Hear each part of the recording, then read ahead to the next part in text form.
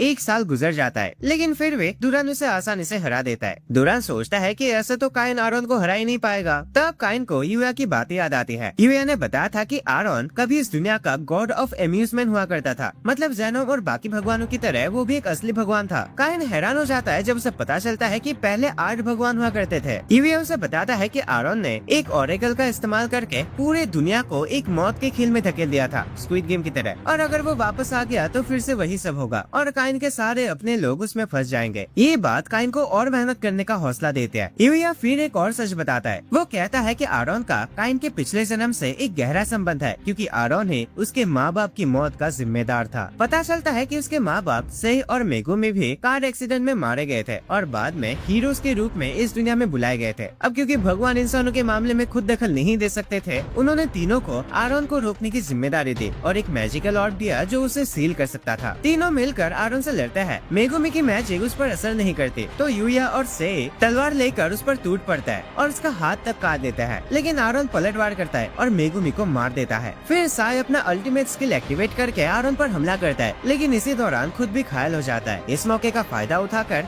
यूया आरोन को सील कर देता है, लेकिन इसके बदले साय अपनी जान गंवा देता है। अपने माँ बाप की मौत के बारे में सोचकर काइन और भी गुस्सा हो जाता है। आखिरकार वो दुरान को हरा देता है और अपनी ट्रेनिंग पूरी कर लेता है। इसके बाद वो अपने माँ बाप के पास जाता है। यूया बताता है कि उसके माँ बाप हमेशा उसकी चिंता करते थे। काइन यूया का शुक्रिया अदा करता है कि उसने इतने सालों तक उनका ख्याल रखा। फिर यूया वही बिस्किट दिखाता है जिसे काइन पहले नहीं पकड़ पाया था, लेकिन इस बार काइन आसानी से उसे पकड़ लेता है और यूया उसके तरक्की से बहुत खुश होता है। यूया उसे कॉफी पीने के लिए अंदर बुलाता है, लेकिन काइन जल्दी से अपने असली दुनिया में लौटना चाहता है। यूया कहता है, अरे रुको काइन, पहले अपना हुलिया तो ठीक करके जाओ, और अपनी मैजिक का इस्तेमाल करके वो उसे फिर से पहले जैसा छोटा कर देता है। यूया उसे हाको का ख्याल रखने को कहता है, जबकि दुरान कहता है कि वो गिन को भी साथ ले जाए। इसलिए काइन गिन के साथ भी कॉन्ट्रैक्ट बना लेता है। वो दोनों का शुक्रिया अदा करता है और वापस जाने की तैयारी करता है। जाने से पहले यूया उसे एक तलवार देता है और कहता है कि उसे राजा को दे देना। काइन टेलीपोर्ट होकर अपनी दुनिया में लौट आता है। महल में उसे देखते ही लड़कियां बहुत खुश हो जाते हैं। काइन उसे माफी मांगता है उन्हें इतना परेशान करने के लिए। सेलेस्टिया कहते हैं कि उन्हें पूरा भरोसा था कि वो जरूर लौटेगा। दोनों लड़कियां उसे बताती है कि उन्होंने उसके लिए कुकीज भी बनाना सीख लिया है। सब उसे घर वापस आने पर स्वागत करते हैं और काइन को महसूस होता है कि वो कितना खुशनसीब है। कुकीज खाने के बाद काइन राजा से मिलता है और उसे यूया और दूसरे दुनिया के बारे में सब कुछ बताता है। राजा को पहले यकीन नहीं होता, लेकिन जब काइन यूया की दी हुई तलवार दिखाता है तब सब तुरंत उसकी बात मान लेता है। राजा को उस लेटर में पता चलता है कि काइन को यूया ने खुद ट्रेन किया है। काइन फिर अपने दुख की बात बताने लगता है। उसका ट्रेनिंग कितना मुश्किल था,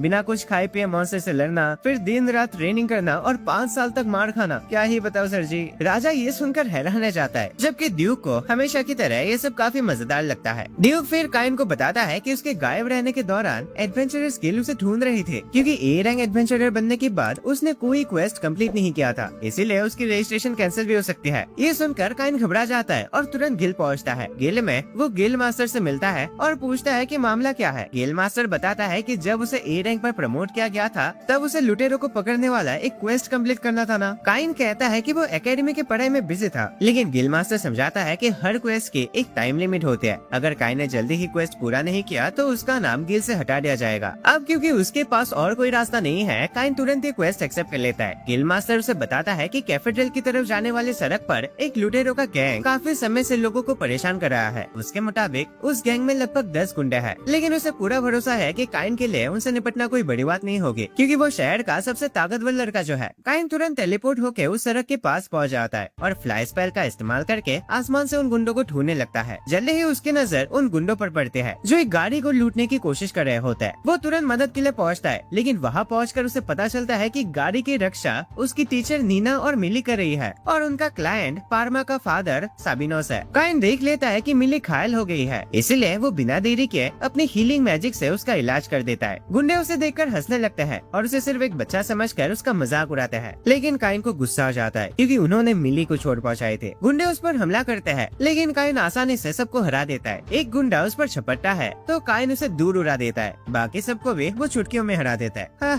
अपनी पूरी ताकत को काबू करना भी कितना मुश्किल काम है। नीना और मिली उसे देखकर हैरान रह जाते हैं और सोचते हैं कि वो कितना ज्यादा ताकतवर हो चुका है। सारे गुंडों को पकड़ लिया जाता है और मिली पूछते हैं कि वो यहाँ क्या कर रहा था। काइन बताता है कि गिल्ड मास्टर ने उसे एक क्वेस्ट दिया था इन गुंडों को पकड़ने का। ये सुनकर दोनों लड़कियां और भी ज्यादा हैरान हो जाते हैं, क्योंकि ऐसे क्वेस्ट आमतौर पर सिर्फ सी रैंक या उससे ऊपर के एडवेंचर्स को दिए जाते हैं, और काइन ने तो अभी कुछ ही दिन पहले रजिस्ट्रेशन करवाया था। तब काइन बताता है कि वो पहले ही ए रैंक एडवेंचरर बन चुका है। ये सुनकर दोनों को यकीन ही नहीं होता कि उसने सीधा जी रैंक से ए रैंक हासिल कर लिया है। गुंडों को पिंजरे में बंद करके वापस शहर भेज दिया जाता है और सब लोग तामानिस की दुकान पहुंचता है ताकि पार्मा के फादर को सुरक्षित छोड़ा जा सके। पार्मा बाहर आते हैं और अपने फादर को देखकर खुश हो जाते हैं, पर जब वो गुंडों को देखते हैं तो और भी हैरान हो जाते हैं। वो सोचते हैं कि आज स्कूल की छुट्टी है, फिर भी काइन इतनी मेहनत कर रहा है। उसे लगता है कि बैरन होने के नाते उसके पास और भी बहुत जिम्मेदारियां होंगी। मिली ये सुनकर भी हैरान हो जाते हैं कि काइन अब एक बैरन है और सोचते हैं कि शायद उसे और अच्छी तरीके से बात करना चाहिए, लेकिन काइन उन्हें रोक देता है। कहता है कि वो हमेशा उन्हें अपना टीचर ही मानेगा, इसलिए वो उसे पहले की तरह नाम से ही बुला सकते हैं। मिले सोचते हैं कि काइन कितना बदल गया है और अब तो वो एक मैच्योर आदमी जैसा लगता है। इसके बाद काइन चुपचाप वहाँ से निकल जाता है क्योंकि उसे गिल्ड में रिपोर्ट देनी होती है, लेकिन दोनों लड़कियां भी उसके पीछे चल पड़ती है। गिल्ड पहुंचकर काइन रिसेप्शनिस्ट को बताते हैं कि उसने मिशन कंप्लीट कर लिया है। टिया हैरान हो जाते हैं कि वो इतनी जल्दी वापस आ गया। वो गिल्ड मास्टर को बताने वाले होते हैं कि कुछ एडवेंचरर्स नीना और मिली को परेशान करना शुरू कर देते हैं। दोनों उन्हें नजरअंदाज करने की कोशिश करते हैं, लेकिन एक आदमी मिली का हाथ पकड़ने की कोशिश करता है। तभी काइन उसका हाथ रोक लेता है। वो लोग काइन को पहचान जाते हैं और उनकी पिछली मुलाकात याद आते ही डर के मारे कांपने लगते हैं। इसी दौरान क्लॉड वहाँ आ जाता है और पूछता है कि ये सब हंगामा किस बात का है। काइन उसे देखकर खुश हो जाता है, पर क्लॉड को देखते ही गुंडे तुरंत भाग जाता है। क्लॉड हैरान हो जाता है जब वो मिली को काइन के साथ देखता है और बताता है कि मिली असल में उसकी छोटी बहन है। काइन ये जानकर खुद भी हैरान हो जाता है। भाई तब से सब लोग हैरान ही हो रहे हैं। फिर सब मिलकर बैठते हैं और ड्रिंक्स पीते हैं। क्लॉड पूछता है कि सब लोग साथ में क्या कर रहे थे। तब मिली बताती है कि काइन ने उनकी जान बचाई और सारे गुंडों को आसानी से हरा दिया। वो ये भी बताती है कि काइन अब ए रैंक एडवेंचरर है। क्लॉड ये सुनकर हैरान रह जाता है। अबे कितना हैरान होते हो तुम लोग। उसे यकीन नहीं होता कि कुछ ही दिनों में काइन इतना आगे बढ़ गया। फिर उसे याद आता है कि ट्रेनिंग मैच के दौरान काइन उसकी बराबरी कर रहा था। मिले पूछते हैं कि काइन इतना ताकतवर कैसे बन गया। काइन घबरा जाता है क्योंकि वो भगवानों के साथ अपनी ट्रेनिंग के बारे में सच नहीं बता सकता। लेकिन मिली को याद आता है कि काइन ने बचपन में ही रेड ड्रैगन को हरा दिया था, इसीलिए वो इतनी हैरान नहीं होती। क्लॉड काफी इम्प्रेस होता है क्योंकि रेड ड्रैगन एक एसएस रैंक मॉन्स्टर माना जाता है। इसी दौरान लड़कियां उन मैजिक बैग्स को भी दिखाती है जो काइन ने उनके लिए बनाए थे। लीना पूछते है कि उनमें कितना सामान आ सकता है। मिली बताती है कि उसे खुद नहीं पता क्योंकि वो कभी बैग को पूरी तरह भर ही नहीं पाए। लेकिन हाँ, काइन ने कहा था कि उनमें एक पूरा महल तक आ सकता है। ये सुनकर लीना को जलन होने लगती है। वो कहते हैं कि ये तो किसी शाही खजाने के बराबर है। फिर वो काइन से जिद करने लगते हैं कि उसके लिए भी एक ऐसा बैग बनाए। आखिरकार काइन मान जाता है और वादा करता है कि वो उसके लिए भी एक बना देगा। लीना खुशी खुशी उसका शुक्रिया करते हैं, लेकिन थोड़ी देर बाद नशा चढ़ने की वजह से वो सो जाते हैं। क्लॉड हंसकर बताता है कि लीना ड्रिंक्स बिल्कुल बर्दाश्त नहीं कर पाते। तभी काइन को याद आता है कि वो पूरा हफ्ता स्कूल नहीं गया था, इसलिए वो फैसला करता है कि और क्लासेस मिस नहीं करेगा। क्लॉड पूछता है कि बैरन होने के बाद भी उसे स्कूल जाने की क्या जरूरत है। काइन कहता है कि उसे अभी भी बहुत कुछ सीखना है। नीना उसकी तारीफ करते हैं और उसे गले लगाने की कोशिश करते हैं, लेकिन काइन तुरंत वहाँ से भाग जाता है। इसी वक्त तिया वहाँ आते हैं और बताते हैं कि एकेडमी में पढ़ाने वाले एक एडवेंचरर को चोट लग गई है और इसी वजह से वो किसी को ढूंढ रही है जो कल उसके जगह एकेडमी में बच्चों को पढ़ा सके। क्लॉड को ये सुनकर एक आइडिया आता है। सोचता है कि शायद वो काइन की मदद कर सकता है। अगले दिन एकेडमी में काइन अपनी मैजिक क्लास अटेंड करता है। सब स्टूडेंट्स निशाने पर मैजिक प्रैक्टिस कर रहे होता है। काइन बहुत एक्साइटेड होता है क्योंकि वो यूएस से सीखे नए स्पेल्स को ट्राई करना चाहता है, लेकिन टीचर उसे तुरंत रोक देते हैं और कहते हैं कि उसे किसी भी स्पेल का इस्तेमाल करने की इजाजत नहीं है। टीचर याद दिलाते हैं कि पिछली बार उसने सिर्फ बिगिनर लेवल की मैजिक यूज की थी और फिर भी एकेडमी का बैरियर टूट गया था। काइन को इस बात पर यकीन नहीं होता। अबे यार, तुम्हारा बैरियर कमजोर है तो मैं क्या करूँ। क्लॉड और बाकी लोगों को उस पर तरस आ जाता है। वो सोचता है कि वो अपनी क्लास के बाकी स्टूडेंट से बिल्कुल अलग ही लेवल का है, इसलिए वो फैसला करते हैं कि एडवेंचरिंग क्लास में उसकी मदद करेंगे। जब एडवेंचरिंग क्लास शुरू होती है, टीचर बताता है कि उनका असली इंस्ट्रक्टर घायल हो गया है, इसीलिए वो क्लॉड और उसकी टीम को इंट्रोड्यूस करती है जो सिर्फ आज के लिए उन्हें एडवेंचर के बारे में सिखाएंगे। स्टूडेंट्स क्लॉड और लीना को तुरंत पहचान लेते हैं और काफी एक्साइटेड हो जाते हैं। क्लास के शुरुआत में क्लॉड सब स्टूडेंट्स से अपने गिल्ड कार्ड्स निकालने को कहता है। सभी स्टूडेंट्स अपने कम लेवल वाले कार्ड्स दिखाते हैं क्योंकि उन्होंने नया नया एडवेंचरर के रूप में रजिस्ट्रेशन करवाया होता है। असल में क्लॉड चाहता था कि काइन अपना गोल्डन कार्ड सबको दिखाए ताकि बाकी स्टूडेंट्स देख सके कि वो कितना शानदार है, लेकिन काइन को लगता है कि अच्छा आइडिया नहीं है। उसने सोचा कि अगर दूसरे स्टूडेंट्स को पता चल गया कि वो एक ए रैंक एडवेंचरर है तो वो और भी ज्यादा अलग पड़ जाएगा, इसलिए उसने बहाना बना दिया कि वो अपना गिल्ड कार्ड लाना ही भूल गया। थोड़ी देर बाद क्लास बाहर ट्रेनिंग ग्राउंड में चले जाते हैं और क्लॉड स्टूडेंट्स को एक एक करके ट्रेनिंग देना शुरू करता है। काइन बहुत एक्साइटेड था क्योंकि उसे लगा था कि आज तो वो फाइनली अपना स्किल्स दिखा पाएगा, लेकिन क्लॉड लगातार दूसरे स्टूडेंट्स के साथ प्रैक्टिस करता रहा और बेचारे काइन पर ध्यान ही नहीं दिया। काइन को लगा था कि उसे अलग कर दिया गया है, लेकिन असल में ये सब क्लॉड की प्लानिंग का हिस्सा था। क्लॉड चाहता था कि बाकी बच्चे काइन के साथ दोस्ती करे और समझे कि वो कितना लाजवाब है। इसी वजह से क्लॉड और उसके दोस्त पहले अपनी ताकत सब स्टूडेंट्स को दिखाना चाहते थे और फिर जब काइन उनके बराबर लड़ता तो पूरी क्लास उसकी ताकत देखकर इम्प्रेस हो जाती और वो क्लास का हीरो बन जाता। काइन बेचैन होकर अपनी बारी का इंतजार करता रहा। तभी एक और स्टूडेंट उसे लाइन में खड़े रहने को कहता है। क्लॉड एक के बाद एक सब स्टूडेंट्स को हरा देता है और आखिर में सिर्फ काइन बचता है। दोनों लड़ने के लिए तैयार होते ही है कि तभी स्कूल की घंटी बज जाते हैं और टीचर अनाउंस करता है कि क्लास का समय खत्म हो गया है। काइन बहुत निराश हो जाता है क्योंकि उसे लड़ने का मौका ही नहीं मिला। क्लॉड उससे माफी मांगता है और कहता है, सॉरी काइन, यार मैंने टाइम देखा ही नहीं। वो वादा करता है कि अगली बार जरूर उसके साथ ट्रेनिंग करेगा, लेकिन काइन की टीचर बताती है कि स्कूल के पास क्लॉड को दोबारा बुलाने के पैसे नहीं है क्योंकि एकेडमी की दीवार और उस बैरियर को ठीक करने में काफी पैसा खर्च हो चुका है जो पहले काइन की मैजिक की वजह से टूट गया था। सब स्टूडेंट्स क्लॉड और उसकी टीम के ट्रेनिंग के लिए शुक्रिया अदा करता है, लेकिन काइन उदास रह जाता है क्योंकि उसे कुछ भी करने को नहीं मिला। उस रात काइन इतना चिढ़ जाता है कि गुस्से में जंगल की तरफ निकल पड़ता है। वहाँ वो अपना गुस्सा निकालने लगता है। रास्ते में उसे एक ड्रैगन मिलता है, लेकिन वो एक ही बार में उसे हरा देता है। फिर वो आसमान से आग बरसाता है जिससे जंगल में एक बहुत बड़ा धमाका हो जाता है। धमाके की आवाज सुनकर गार्ड्स घबरा जाता है और रिपोर्ट करते हैं कि शायद प्रिंस ऑफ डार्क डार्कनेस ने हमला कर दिया है। तुरंत अलार्म बजा दिया जाता है और गाराम भी जांच करने के लिए निकल पड़ता है। अपना गुस्सा शांत करने के बाद काइन वापस घर टेलीपोर्ट कर जाता है, लेकिन अपना रुमाल वही छोड़ देता है। जब उसके फादर वहाँ पहुँचते हैं तो उन्हें सिर्फ एक बड़ा सा गड्ढा मिलता है और साथ ही काइन का रुमाल भी। ये देखकर वो हैरान रह जाता है। अगले दिन काइन को राजा के सामने बुलाया जाता है। राजा उससे उस जगह के बारे में पूछता है जो उसके फादर ने देखी थी। सब लोग अंदाजा लगा रहे होते हैं कि ये प्रिंस ऑफ डार्कनेस का काम है और दूसरे देशों को भी सतर्क करने की बात करते हैं, लेकिन काइन सच बता देता है कि ये सब उसी ने किया था। राजा उसे डांट लगाता है और जब वो घर लौटता है तो उसके फादर भी उसकी अच्छी क्लास लेते हैं। इसी दौरान एक दूर की गुफा में आरोन के शक्ति का एक टुकड़ा दिखाई देता है। एक गॉब्लिन उसे उठाता है, लेकिन बाद में एक ड्रैगन उस टुकड़े को निकल लेता है। उसके बाद ड्रैगन पर आरोन का कब्जा हो जाता है। आरोन महसूस करता है कि उस पर लगा सील कमजोर पड़ गया है और उसकी कुछ शक्ति वापस आ गई है और अब वो भगवानों से बदला लेने की कसम खाता है। एकेडमी में अगली क्लास समनिंग मैजिक की होती है। टीचर काइन को बुलाते हैं और पहले तो उसे लगता है कि शायद उसे फिर से अलग बैठने को कहा जाएगा, लेकिन टीचर बताते हैं कि क्योंकि आज वो लोग अपने जादू से हमला करने की प्रैक्टिस नहीं कर रहे, इसलिए वो भी क्लास में हिस्सा ले सकता है। ये सुनकर काइन बहुत खुश हो जाता है। टीचर उनके नए इंस्ट्रक्टर ग्राथ से मिलवाता है, जो रॉयल कैपिटल का एक मेज है। ग्राथ बताता है कि समनिंग मैजिक दो तरह की होती है। पहले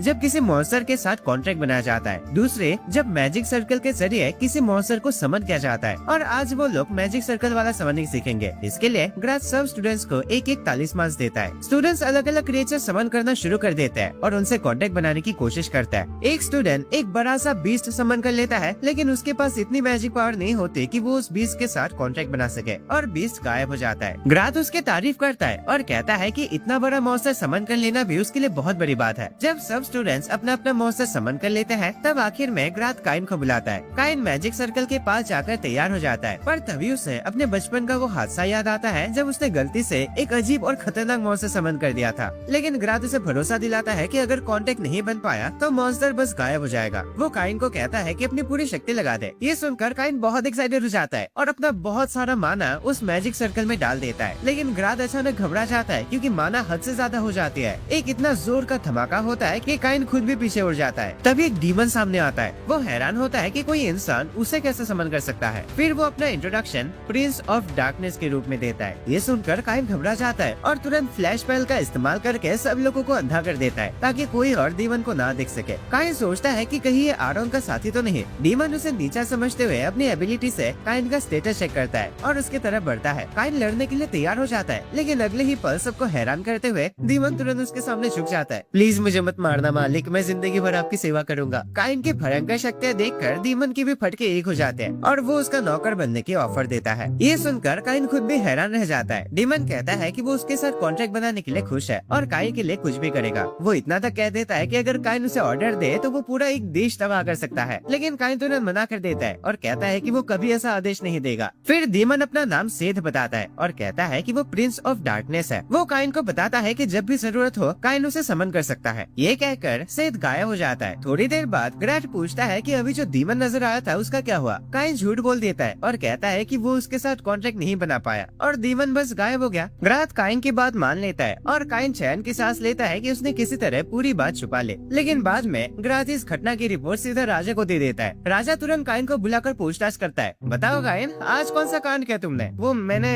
जोश जोश में कुछ समन कर दिया था। क्या समन किया था? सच बताओ काइन। वो मैंने असल में प्रिंस ऑफ डार्कनेस को समन कर दिया था और उससे कॉन्ट्रैक्ट बना लिया। ये सुनते ही सब लोग घबरा जाते हैं। भाई काइन यार, दिमाग है कि नहीं तुम्हारे अंदर? क्योंकि अगर प्रिंस ऑफ डार्कनेस कभी भी कंट्रोल से बाहर हो जाए तो वो पल भर में पूरे किंगडम को बर्बाद कर सकता है। काइन माफी मांगते हुए कहता है कि उसने तो सिर्फ अपना माना मैजिक सर्कल में डाली थी, मतलब मुझे क्या पता कि ऐसा कुछ निकल आएगा। ग्रैड हैरान होकर पूछता है कि आखिर काइन के पास कितनी ज्यादा मैजिक पावर होगी जो उसने प्रिंस ऑफ डार्कनेस जैसी चीज को समन कर लिया। राजा को लगता है कि ये सब शायद पहले राजा के ट्रेनिंग का नतीजा है जो काइन ने हासिल किए थे, इसीलिए वो काइन से उसका स्टेटस दिखाने को कहता है और ग्राथ को सख्त वार्निंग देता है कि जो कुछ भी वो देखेगा उसके बारे में किसी को ना बताए, वरना उसे मौत की सजा होगी। जब काइन अपना स्टेटस विंडो खोलता है तो राजा और ग्राथ दोनों हैरान रह जाते हैं क्योंकि काइन के पास अब डेमीगॉड का टाइटल होता है और उसके स्टेटस के नंबर इतने बड़े हो चुके होते हैं कि उन्हें गिनना भी मुमकिन नहीं लगता। राजा का दिमाग चकरा जाता है कि आखिर ये सब हो क्या रहा है। ग्राथ तो तुरंत उसके सामने झुक जाता है और उसे एक भगवान की तरह देखने लगता है। ड्यूक मजाक में कहता है कि अब सबको काइन को मास्टर कहकर बुलाना चाहिए। राजा को चिंता होती है कि काइन के पास इतनी ताकत है कि वो चाहे तो पूरी दुनिया को हिला सकता है, लेकिन काइन शांत होकर कहता है कि उसका ऐसा कोई इरादा नहीं है और सब लोग उसके साथ पहले की तरह बर्ताव करें। वो तो बस सिर्फ एक नॉर्मल जिंदगी जीना चाहता है। इसके बाद राजा फैसला करता है कि काइन को विस्काउंट बना दिया जाए और उसके अधिकार में एक पूरा शहर दे दिया जाए। साथ ही वो ये भी तय करता है कि काइन और राजकुमारी की एंगेजमेंट अब घोषणा किया जाए प्रजा के सामने। घर लौटने पर सिल्विया उसे बधाई देती है और पूछते हैं कि उसे कौन सा इलाका दिया जाएगा। काइन अंदाजा लगाता है कि शायद कैथेड्रल के पास का कोई शहर होगा। सिल्विया तुरंत पार्टी करने की बात करती है, लेकिन इसी दौरान कॉलिन एक जरूरी खबर लेकर आता है। वो बताता है कि उसके भाई ने जंगल में मॉन्स्टर्स के एक बड़े हमले के निशान देखे हैं। ये सुनते ही काइन तुरंत ग्रासिया पहुंचता है और अपने परिवार के पास जाता है। वहाँ उसकी मुलाकात अपने भाई से होती है। उसका भाई बताता है कि पिछले कुछ महीनों से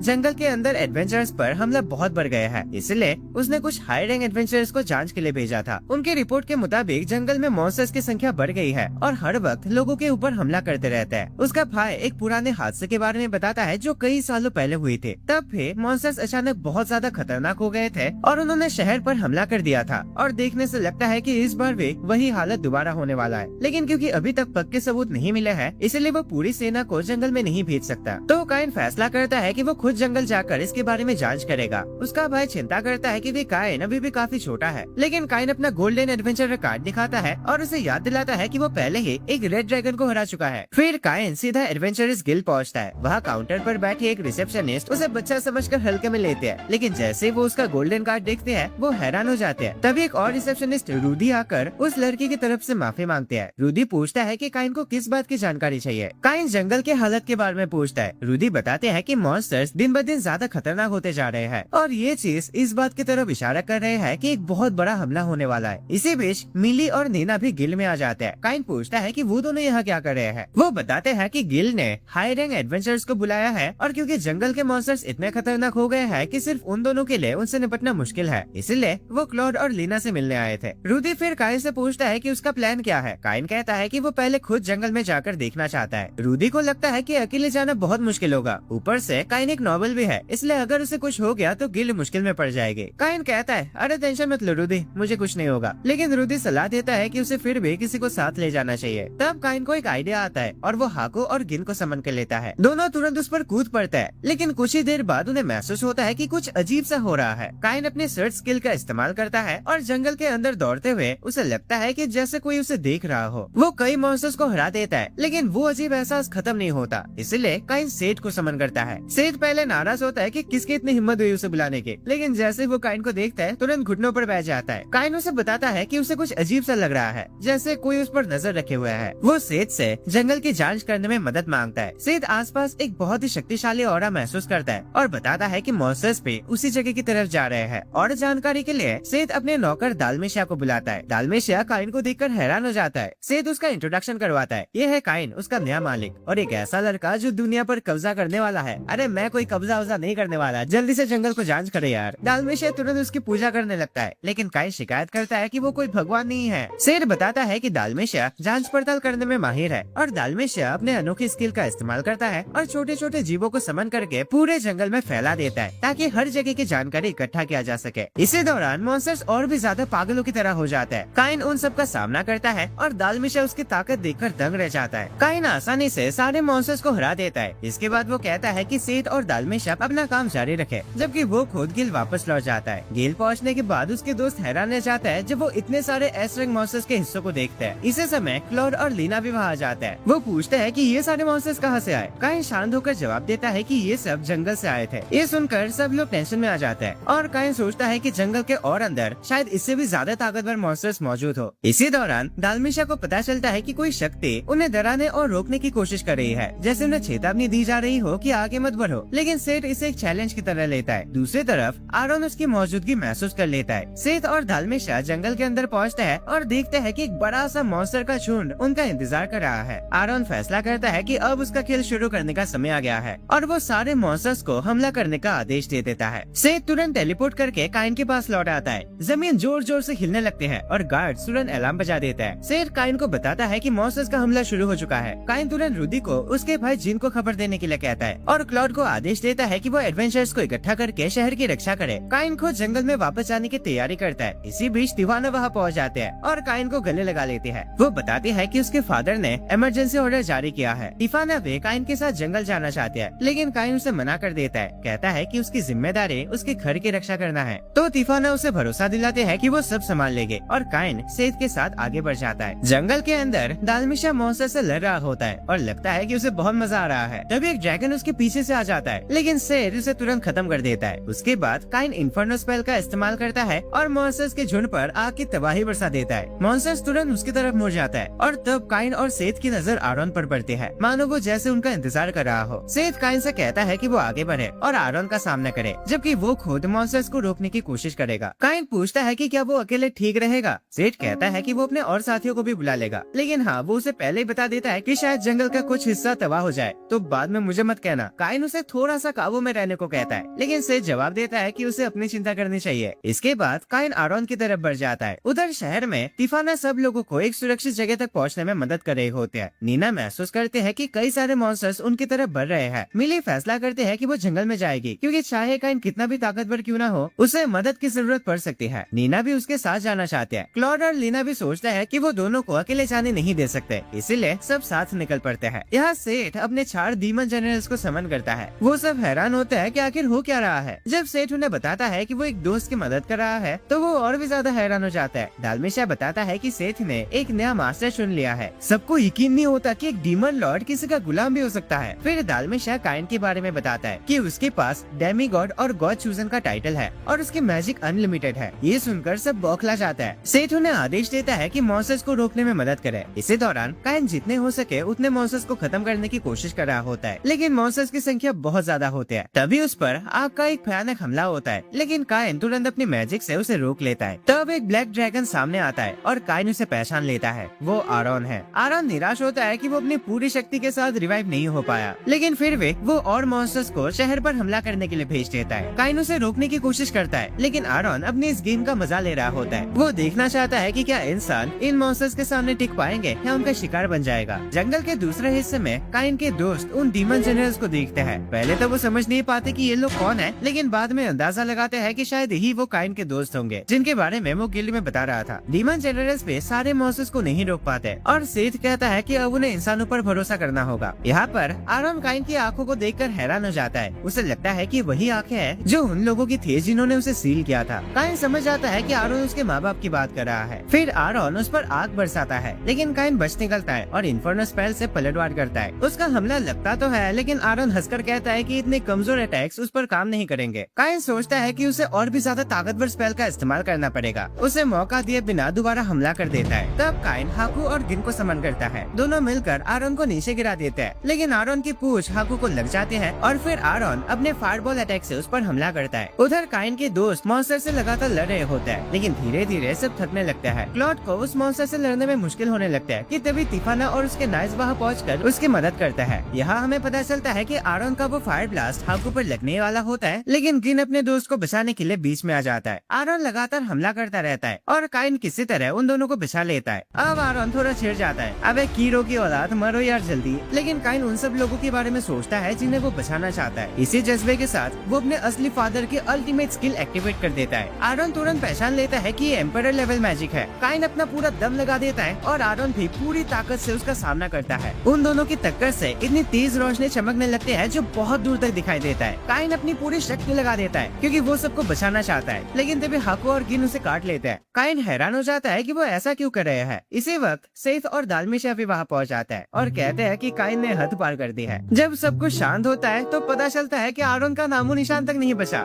लड़ाई पहले ही खत्म हो चुकी होती है। काइन समझ आता है, अच्छा सब खत्म हो गया क्या, मैं फिर बेकार में इतना जोर लगा रहा था। सेठ और दालमिशा उसे बताता है कि सारे मॉन्स्टर्स वापस जंगल की तरफ भाग गए हैं और शहर अब सुरक्षित है। काइन अपने दोस्तों के साथ जीत का जश्न मनाता है, लेकिन बाद में राजा उसकी अच्छी खासी बम्बू लगाता है। राजा उस रोशनी के बारे में पूछता है जो पूरे राज्य में दिखाई दी थी। लोगों को लगने लगा था कि सही में कोई भगवान आ गया है। काइन समझाता है कि आरोन को रोकने के लिए उसे एम्परर लेवल मैजिक का इस्तेमाल करना पड़ा था। राजा कहता है, यार छुटकू मैं तुम्हें कितनी बार समझाऊं यार, इतनी भयंकर शक्तियों का इस्तेमाल सोच समझ कर करना चाहिए ना, अगर कहीं कुछ हो जाता तो। बाद में काइन के सम्मान में एक सेरेमोनी रखी जाती है। उस सेरेमोनी में उसे विस्काउंट बना दिया जाता है और डोरिनथल नाम का एक शहर उसके अधिकार में दिया जाता है। सेरेमोनी के बाद तिफाना बताते हैं कि डोरिनथल एक ऐसी जगह है जहाँ मुसीबतें खत्म ही नहीं होती। वहाँ पहले जितने भी नॉबल्स गए थे सब फेल हो गए क्योंकि वहाँ एडवेंचरर्स गिल्ड की पावर बहुत ज्यादा है। टेलेस से अपने फादर से इसके बारे में बात करना चाहते हैं, लेकिन काइन कहता है कि कोई ना, सब कुछ ठीक रहेगा। उसे तो ये सोचकर मजा आ रहा है कि वो एक नया शहर खुद से बना पाएगा। सबको यकीन होता है कि काइन वहाँ बहुत अच्छा काम करेगा। था, लेकिन साथ ही सब उसे याद दिलाते हैं कि अपनी शक्तियों से शहर को ही मत उड़ा देना। जब वो डोरिनथल पहुंचता है तुरंत हंगामा मच जाता है। एक सैनिक राजा को रिपोर्ट देता है कि काइन ने वहाँ पहुंचते ही एडवेंचर्स गिल्ड को धूल चटा दी है। वहाँ के एडवेंचर्स उसका मुकाबला करना चाहते थे, लेकिन काइन ने सबको आसानी से हरा दिया। उसके बाद वो एक होटल गया जहाँ उसने कुछ आदमियों को एक लड़की को परेशान करते देखा। काइन ने उन्हें बाहर निकाल दिया, लेकिन बाद में एक सैनिक ने काइन को ही गिरफ्तार कर लिया। वाह सही है। राजा ये सब सुनकर हैरान रह जाता है, जबकि ड्यूक को ये सब काफी मजेदार लगता है। यहाँ दूसरी तरफ काइन टेलेस्टिया और सिल्क को डोरिनथल के बारे में बता रहा होता है कि तभी सेठ अचानक सामने आ जाता है और उससे मदद मांगने लगता है। सेठ बताता है कि उसकी वाइफ ने उसे घर से निकाल दिया है क्योंकि वो चीट करते हुए पकड़ा गया था। थोड़ी देर बाद उसकी वाइफ भी वहाँ आ जाते हैं। वो काइन को पहले सम्मान देती है और पूछते हैं कि सेठ ने जो किया उसके बारे में काइन की क्या राय है। काइन साफ कहता है कि सेठ गलत था, खासकर जब उसकी वाइफ इतनी सुंदर है। डीमन ये सुनकर खुश हो जाते हैं। सेठ फिर मजाक में कहता है कि शादी के बाद औरतें बदल जाती हैं। ये सुनकर टेलेस्टिया और सिल्क भी उसे डांटने लगता है। इसी दौरान राजा को काइन के बारे में और रिपोर्ट्स मिलती है और उनका सर चकरा जाता है। पता चलता है कि काइन ने जितने भी इलीगल काम करने वाले लोग थे उन सबको भी खत्म कर दिया है। गार्ड फिर बताता है कि काइन ने अपने पूरे शहर को दीवारों से घेर लिया है और सिर्फ इतना ही नहीं महाराज, बल्कि एक पूरा साम्राज्य ही खड़ा कर दिया है। जब सब उस महल को देखते हैं तो पता चलता है कि वो राजा के महल से भी बड़ा है। टेलेस्टिया सोचने लगते हैं कि अगर उसके फादर ने ये देखा तो उनकी क्या इज्जत रह जाएगी। और आखिर में सब एक ही बात कहता है, काइन ने फिर से हद पार कर दी है। सो दोस्तों, इसी के साथ ये जबरदस्त एनीमे यहीं पर खत्म हो जाते हैं। इसका कोई भी पार्ट 2 नहीं आएगा, ठीक है, क्योंकि अगला कोई सीजन है ही नहीं। एक ही सीजन था, वो मैंने इस वीडियो में एक्सप्लेन कर दिया। अब मैं सोच रहा था कि 500 कमेंट्स का टारगेट देता हूँ, लेकिन वो लोग भी तुम भाई 2-3 दिन में कंप्लीट कर देते हो। तो चलो इस बार 700 कमेंट्स का टारगेट है, उसे पूरा कर देना। एंड अगला वीडियो आर्थर का अगला पार्ट ही होगा, तो कमेंट्स में स्पैम मत करना आर्थर वाले वीडियो के लिए। एंड अगर तुम्हें ये वाला एनीमे पसंद आया देन वीडियो को लाइक कर देना। चैनल पे नए हो तो सब्सक्राइब करके रखना ताकि तुम ऐसे मजेदार एनिमेस मिस ना करो। और हाँ, अगर तुम्हें ऐसे मैजिकल ओवरपावर टाइप के एनिमेस देखना पसंद है देन स्क्रीन पे शो हो रहे उन वीडियोस पे क्लिक करो। एंड मैं तुम्हें मिलता हूँ एक और नए वीडियो में। बाय।